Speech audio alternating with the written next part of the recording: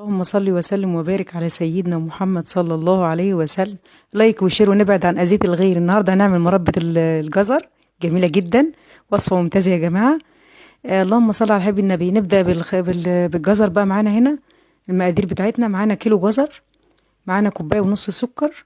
تمام. هنولع الجزر على النار لحد ما يستوي زي ما انتم شايفين كده في الفيديو، وبعد كده ما يستوي يبرد هنضربه في الخلاط او في الهاند بلندر او في اي حاجه بتضرب عليها. تمام.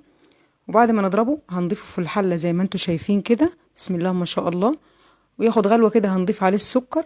السكر ده حسب الرغبه يا جماعه، ممكن تحطوا كوبايه ونص، ممكن تحطوا كوبايتين. انا هنا حاطط في الوصفه كوبايه ونص. تمام. وهنسيبه على النار يتسبك زي ما بتسبكوا الطماطم كده يا جماعه.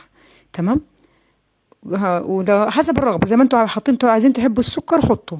تمام. انا هنا بقى بسيبه يغلي شويه على النار، وبعد ما غلى بقى هنعبيه في برطمان زي ما انتوا شايفين كده في البرطمان، ونسيبه لما يبرد خالص، وبعد كده نغطي عليه ونشيله في باب التلاجة. جميل جدا.